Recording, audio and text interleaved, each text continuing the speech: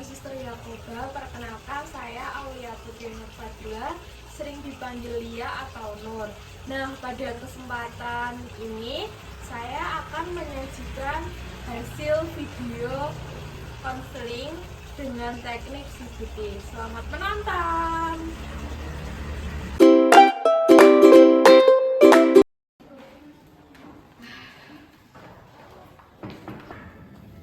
Permisi Bu, selamat siang. Ya, Rena, selamat siang. Silahkan masuk, mari duduk. Ya, terima kasih ya Bu. Ya, duduk senyaman mungkin ya, Rena. Oke, bagaimana kabarmu hari ini, Rena? Baik sih Bu, tetapi ada hal yang membuat saya kepikiran terus. Ya, baik, tidak apa-apa. Ibu ingin bertanya, Rena, apakah Rena kesini atas keinginan sendiri atau ada yang menyarankan mungkin? Saya kesini atas keinginan saya sendiri Bu. Oke, baik.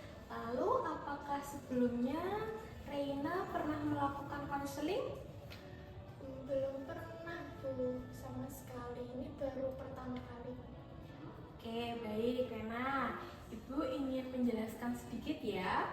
Jadi, kamu tidak perlu khawatir. Apa saja yang Rena katakan akan Ibu jaga kerahasiaannya.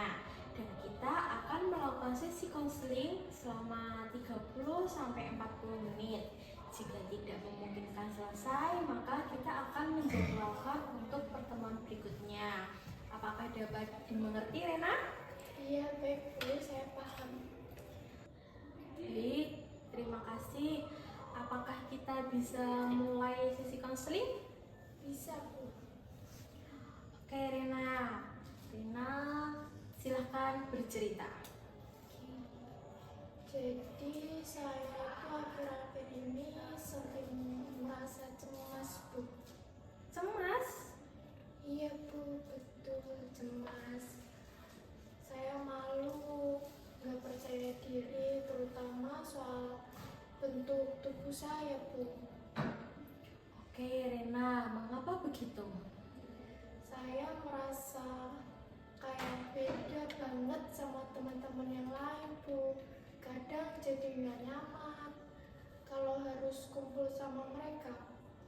Berarti kamu merasa berbeda dibandingkan teman-temanmu, dan itu membuatmu tidak nyaman saat berkumpul, begitu? Iya Bu, saya jadi sering menghindar, apalagi kalau ada kegiatan di sekolah. Rasanya itu malu dilihat orang. Malu dilihat orang, gitu ya? Iya Bu, saya pikir buat saya ikut kegiatan kalau cuma jadi bahan ejekan. Jadi kamu pernah diejek sebelumnya atau hanya takut akan ejekan? Pernah sih Bu, beberapa kali tuh teman saya bercanda soal tubuh saya, bilang saya terlalu gemuk. Mungkin mereka nggak serius, tapi saya jadi kepikiran terus Bu. Wah, ibu bisa membayangkan saat ada di posisimu saat itu. Kamu merasa perkataan mereka, walaupun terdengar bercanda, tetapi tetap membekas dan mempengaruhi perasaan kamu ya? Iya Bu, sampai saya mikir 2 kali untuk tampil, apalagi tampil di depan umum atau ngobrol sama teman. Ternyata mempengaruhi kehidupan sosialmu juga ya, Rina? Kamu jadi ragu untuk tampil dan bergaul. Iya Bu, saya sering merasa minder. Saya juga kadang nggak konsen di kelas karena kepikiran saya kemana-mana. Baik, Ibu ingin memastikan Rina. Berarti ini mempengaruhi konsentrasi belajar kamu ya, Rina? Iya Bu, betul. Oke, baik. Terima kasih Rena sudah terbuka dengan Ibu. Ibu sangat menghargai keberanianmu untuk menceritakan. Jadi kamu merasa minder, cemas, dan konsentrasimu menurun karena kamu merasa minder dan mendapat bulian dari temanmu. Apakah benar begitu? Iya Bu, benar. Oke, baik.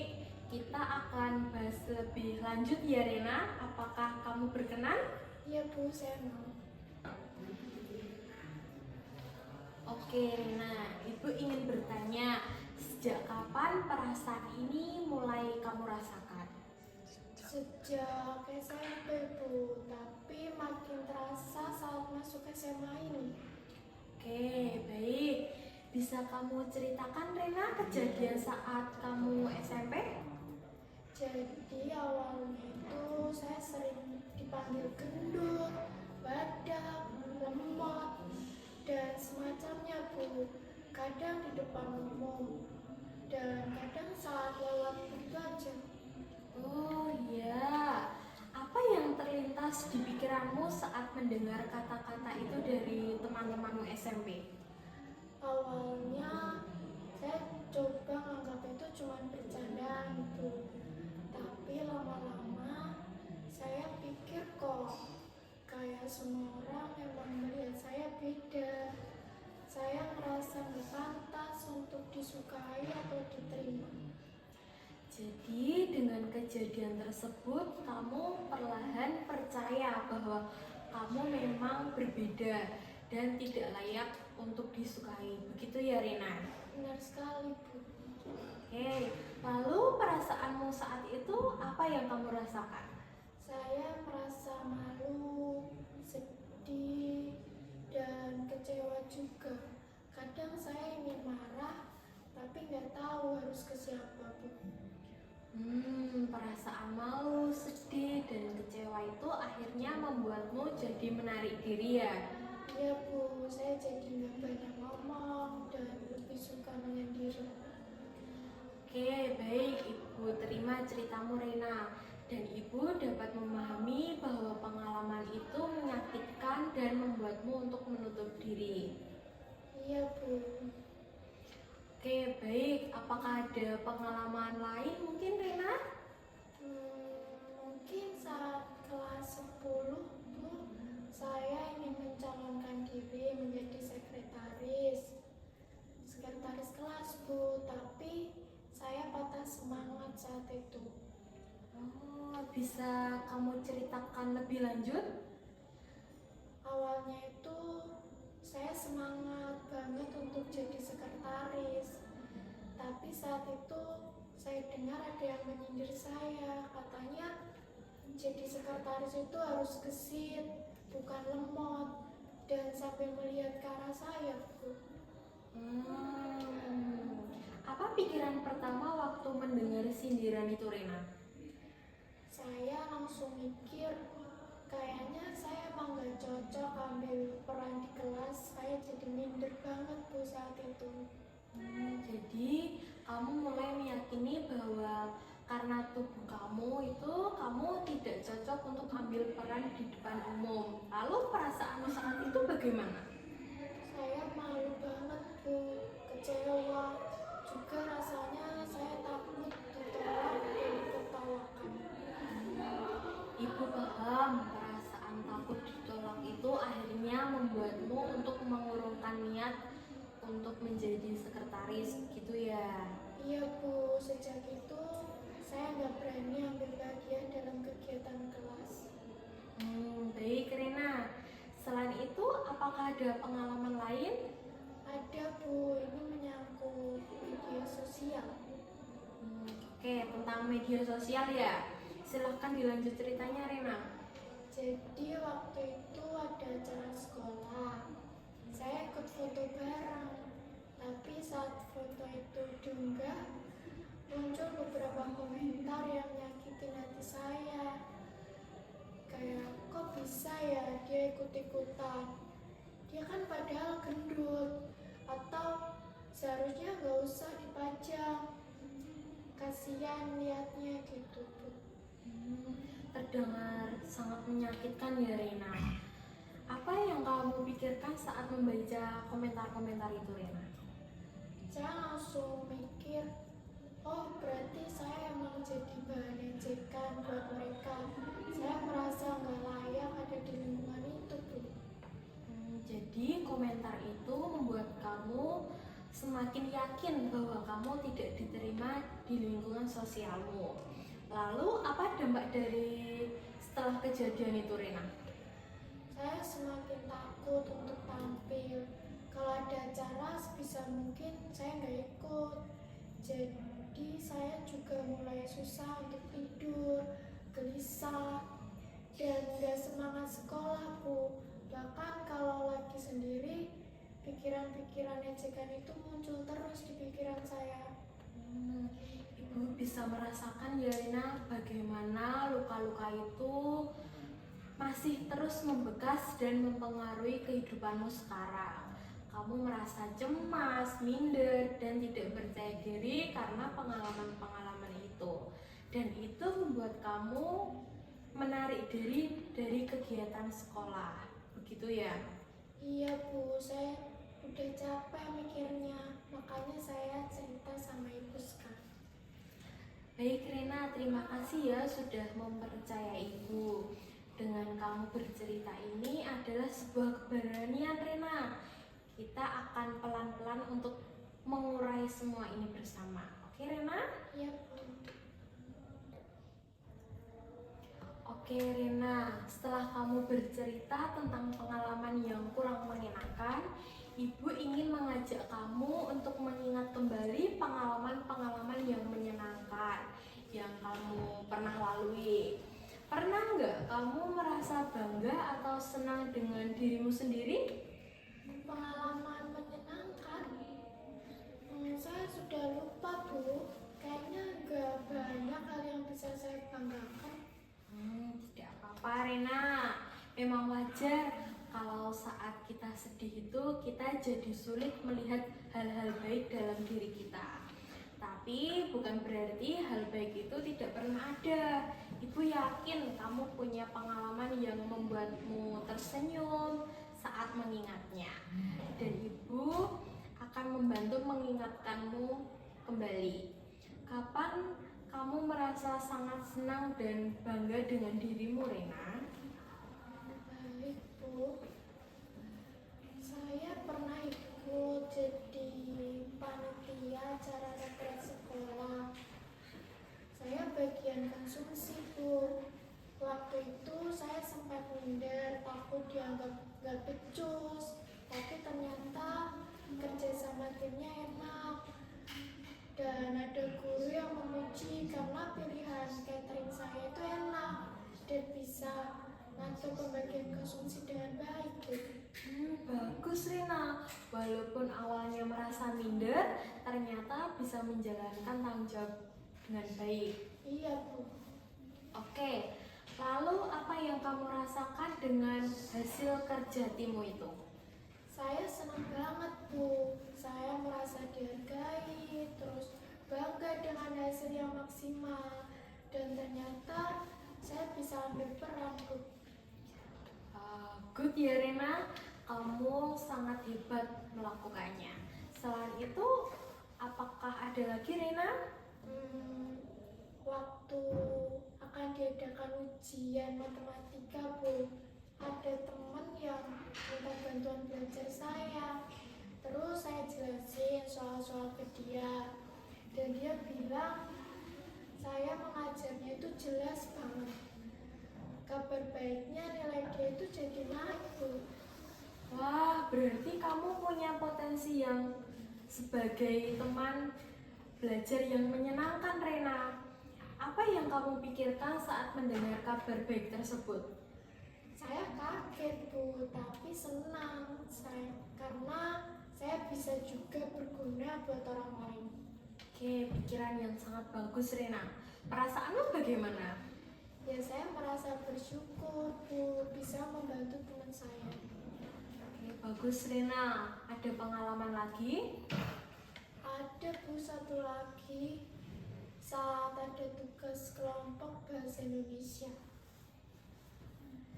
Saya saat itu kasih ide buat bikin dramatisasi puisi, dan pendapat saya diterima, disetujui semua anggota kelompok. Akhirnya saat tampil, ternyata kami juara 1. Wow, hebat sekali ya Rena. Idemu sangat cemerlang. Apa yang kamu pikirkan pertama kali saat kelompokmu diumumkan menjadi pemenang? Kami sangat bangga, Bu. Teman-teman saya juga berterima kasih kepada saya atas ide yang saya sampaikan. Kamu sangat pinter loh, Nah. Lalu bagaimana dengan perasaanmu?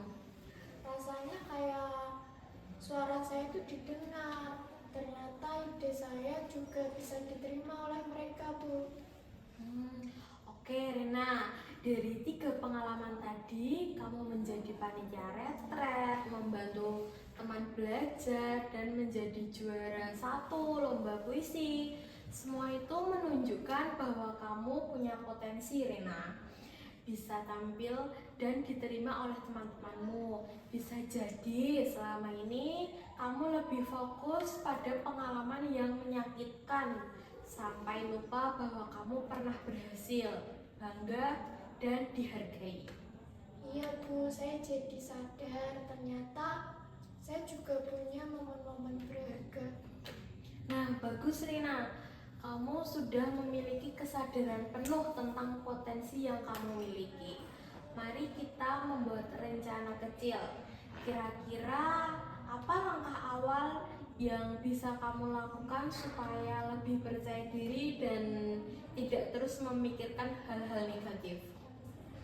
Mungkin saya bisa mulai menulis hal-hal positif tentang diri saya di jurnal harian, Bu. Biar saya ingat lagi bahwa saya juga punya sisi baik. Ide yang sangat bagus, Rina. Kapan kamu akan mulai menulis? Saya akan mencoba mulai besok, Bu. Oke. Selanjutnya ada lagi tidak? Saya juga akan mulai menyampaikan pendapat di kelompok belajar, Bu. Saya coba pelan-pelan dan dari kelompok kecil yang saya merasa nyaman. Jika saya tidak berhasil, saya akan mencontohnya terus. Dan jika saya berhasil, maka saya akan memberanikan diri untuk menyampaikan pendapat di kelas, Bu.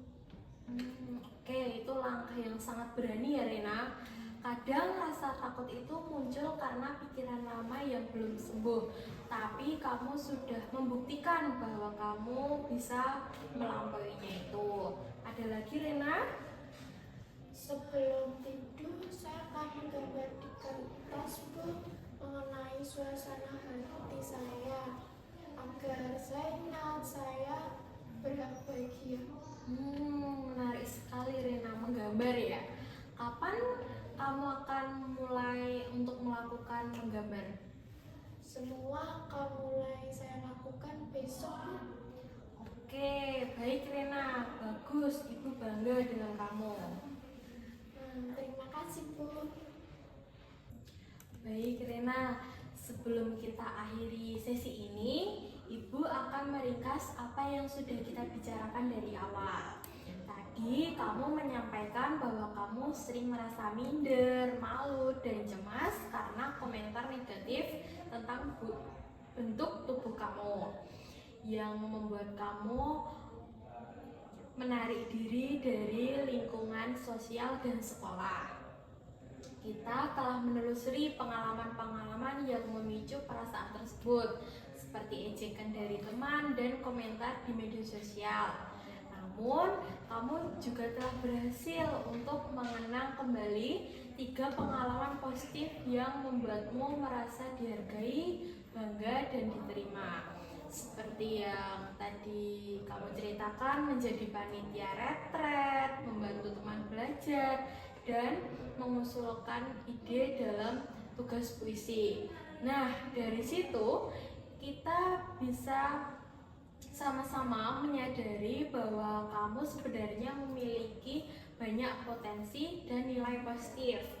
Kita sepakat bahwa langkah awal yang bisa kamu lakukan adalah mulai mencatat hal-hal positif di jurnal harian, mencoba menyampaikan pendapat, dan menggambar suasana hatimu di malam hari sebelum tidur. Benar begitu, Rena? Benar, Bu. Terima kasih ya, Bu. Saya sekarang merasa lebih lega dan semangat untuk berubah.